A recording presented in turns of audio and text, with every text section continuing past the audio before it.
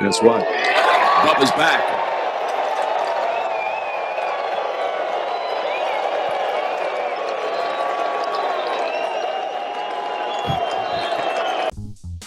That's right. Bubba's back. He got rid of the pink ball, and he's ready to roll. It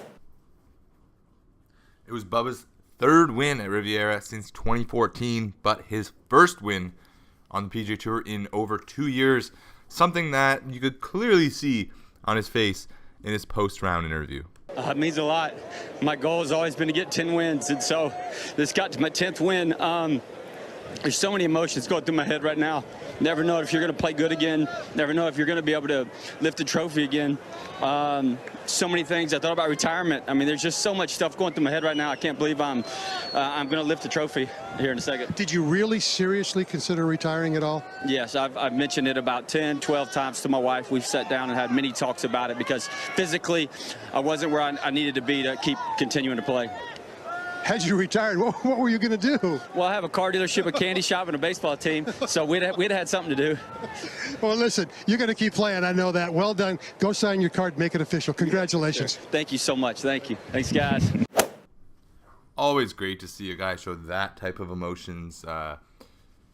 As recently as maybe 6-8 months ago, Bubba was using a Volvic yellow or pink, depending on which day, golf ball. He was missing cut after cut after cut. He was barely a relevant PGA Tour golfer anymore. Now he's back. He's won Riviera, and it looks like he's going to be a favorite for the Masters because typically whoever does well at Riviera does well that year at the Masters too. So good for Bubba. The final round itself was quite a doozy. Until Bubba holed a bunker shot on the 14th, it didn't really look like he was going to come out with the win. He was kind of sputtering a little bit. Turns out he had a discussion with his caddy. He wanted to go to the bathroom. They discussed, just hole a shot. You can go to the bathroom. He holed the shot. He could go to the bathroom. All in all, the tournament really had, at least on Sunday, it really had a major feel down the stretch, in my opinion at least. The course was playing really hard. It was in really good shape. It looked beautiful on TV. A lot of big names down the stretch. Bubba Watson winning at minus 12. Behind him, Kevin Na and Tony Finau finished second at 10 under. Scott Stallings, Patrick Cantlay finished at 9 under.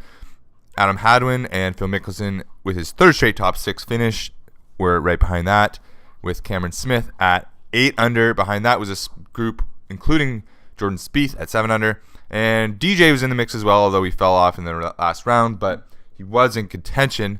I say all that to say it was a really close final round. A lot of big names that could have emerged. Great for Bubba to come out. He hit all the shots. There was no lucking into this one. He was the best player on the final day. He pulled it out, and he got the win. So good for him. Wraps up what was quite a week after playing in the NBA All-Star Celebrity Challenge on Friday night. However embarrassing that may have turned out to be, doesn't look like Bubba should be playing too much basketball in his future. But all in all, great week for Bubba. A great week. The Riviera, the Genesis course was great. Great field. Just all in all, really, really good tournament. Now, as for Tiger, he missed the cut, of course, but he was pretty close. His driver, I mentioned for him to make the cut, he's going to have to hit at least half the fairways. His driver wasn't too bad. He did miss a lot of fairways, but it seemed to be more his long irons that were the problem. Off the tee, his short game was good again. That's really his bread and butter these days. It was good. He lost a bit of sharpness near the end, but definitely showed encouraging signs of his entire game and his short game again. Starting off the tournament, he lost 2 strokes on his second hole of the tournament. Some say his ball got lost in a tree. Some on the telecast were saying a fan picked it up, but he had to go back to the tee and re-tee. So he lost a lot of momentum there. It was just a brutal break. But all in all, he wasn't far off at one point in the second round from looking like he could get into contention. And, finished with another top 20. He slipped on his back 9 in the second round, missed the cut, but wasn't too far off. Another thing to consider, Rory McIlroy, he was playing with Tiger the first 2 rounds. He commented on the effect of crowds that they have on Tiger, essentially saying that with the loudness, people yelling in your backswing, people yelling things like, on a 6-foot putt. Oh, it doesn't break as much as you think. Which obviously you don't know if they're telling the truth, or they don't know how much you think it breaks. So all that stuff, it really grinds on you. Rory said it probably cost Tiger at least 2 strokes a tournament, about half a stroke around, and that stuff adds up. Luckily, we have Tiger back in action this week. Thursday, he's going to tee it up at the Honda Classic. Another tough event, but he last played the Honda in 2014, just a month before undergoing his first back surgery. He withdrew after playing 13 holes in the final round, citing back spasms. You may remember seeing him down on all fours repeatedly during that event. He did finish runner-up in 2012, shooting a final round 62 to finish two shots behind Rory McIlroy. He dramatically eagled both of the course's par 5s, number 13 and number 18, in the final round. He finished tied 37th the following year, shooting a final round 74 after 3 consecutive 70s. So, that being said, I'm expecting a good week from Tiger. He has a little more recent course history. I do expect him to make the cut, but again, I expect it to be close. I expect him to be within a shot or two of the cut, and then hopefully he can pull away a bit on the weekend. There's a lot more water on this course, not as much tree line, but so that in a way it opens up the tee for Tiger, but in another way it could be a lot more penal if he is really spraying it. So I'll have my final prediction on Tiger tomorrow, but for now, I think he looks pretty good. He just needs to sharpen things up. Some tidbits from around the world of golf in the last week. John Daly, Big John, he made an ace on the Champions Tour. And John Daly, playing the 16th today, becomes the 4th hole-in-one here at Twin Eagles, the 10th in tournament history. And he joins Jim Dent, Tom Watson, Bob Murphy as the players with holes-in-one here at Twin Eagles. It's always good for Big John. Bill Haas, unfortunately, although I guess he was fortunate, he was forced to withdraw from the Genesis during the week. He was in a really bad car crash. Unfortunately, there were fatalities. He survived. I'm not going to go into too many details because it's a very serious personal matter. But luckily, Bill is okay. He was released from hospital. He wasn't driving the car. It doesn't seem like there was any drugs or alcohol involved. I'll just leave it at that. If you want to look into the story more, I encourage you to do so. But luckily, Bill is okay, and he should be back on the tour in hopefully within the next 2 months. Another proposal to Augusta has some opinions split. There's a proposed alteration of the par 4 5th hole, which essentially the new tee could reportedly lengthen the hole by 20-30 yards. It would alleviate congestion with the adjacent 4th green, and it would also signal the first club-enacted changes to the famed layout since 2006. So anytime they're going to make changes to Augusta, that's going to have people are going to be up in arms about it, regardless of what the change is. With such a famed, traditional, beloved course that almost every golf fan can name, at least on the back nine, every hole, and how it plays out. But definitely split opinions. Phil Mickelson says he has no problem with it. He likes the changes that make the course tougher and just more competitive in general, saying that like you want the best guy to win, so just make it tougher. The best guy is still gonna win, right? Jordan Spieth, he wasn't a fan of it. His reasoning was that it forces players to use a driver on a 3-wood hole, and that could potentially make the approach, like for the long guys that are able to get to that landing area with their driver, and the other guys that aren't, you're making that approach borderline impossible with a long iron into a hard, tough green under the right circumstances. That just, it's borderline. That could make that approach borderline impossible. That is Jordan's view. I don't really have a view on this, to be honest. I don't really care. Augusta is Augusta. It's going to be, the Masters is the best tournament in the world every single year. So regardless of a small change on the 5th tee, that's not going to change. On the topic, we touched on earlier, Rory McIlroy talking about the effects Tiger's crowds have. Justin Thomas chimed in similarly after the 3rd round at the Genesis, saying that the raucous crowds were a problem, as they have been at other events this season. quote, "At the end, it got a little out of hand," he said. "I guess it's part of it now, unfortunately. I wish it wasn't. I wish people didn't think it was so amusing to yell and all that stuff while we're trying to hit shots and play." I agree. Referring to people yelling mid-swing, I agree 100% of that.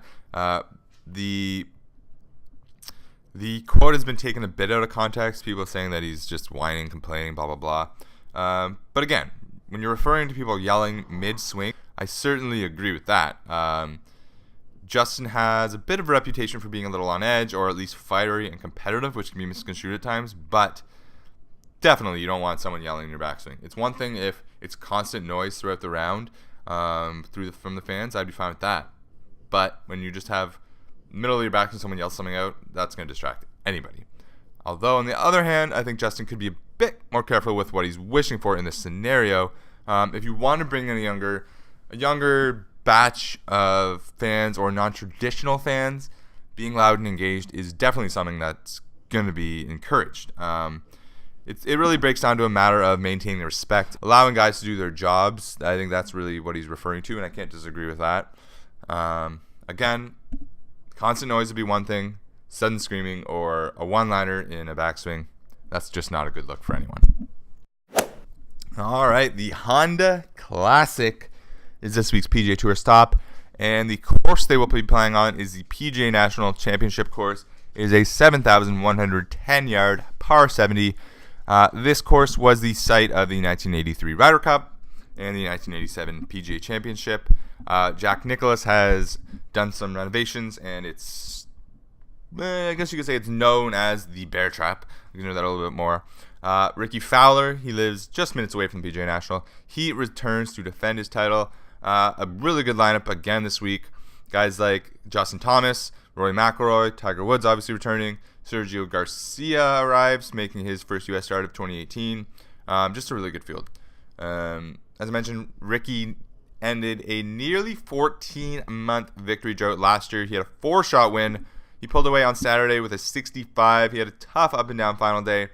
But again, managed to pull out the victory. Gary Woodland and Morgan Hoffman shared runner-up honors behind him. All in all, in the field, PGA National is slated to welcome 10 of the top 25 in the current world rankings. And a lot of those guys live really close. It's a home field event for a lot of guys. At least 14 Honda entrants have a home within 45 minutes of PGA National.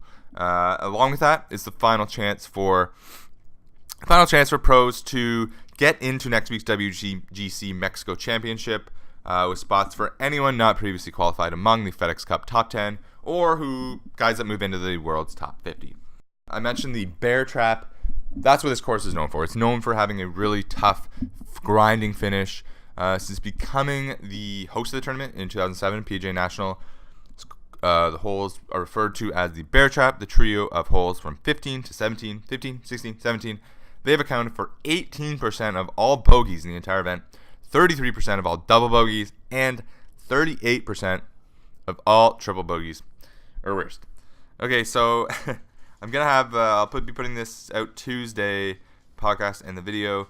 The blog with my picks will be coming tomorrow, but I encourage you to check it out. Every week I do 3 favorites, 3 guys from the middle, pad of the pack, and 3 long shots. My favorites last week, DJ, Phil, and Daniel Berger. 16th, 6th place, and a missed cut. My middle of the pack guys, Ches Reavie, Brandon Steele, Bubba Watson, and Thomas Peters. We had a 73rd, a 49th, a first place, and a 68th. And my long shots last week were James Hahn, Brian Gay, and Adam Hadwin. They finished 14th, missed cut, and 6th. So all in all, I had 8 of my 10 guys made the cut. I had the winner. I had 3 in the top 6 and 5 in the top 16. So I encourage you to check out my blog and follow along with those picks. But for now, thank you for listening. Please subscribe, rate, review, all of that good stuff. Check out the blog tomorrow. Let me know what you think. I will talk to you next week. Thanks, guys. Cheers.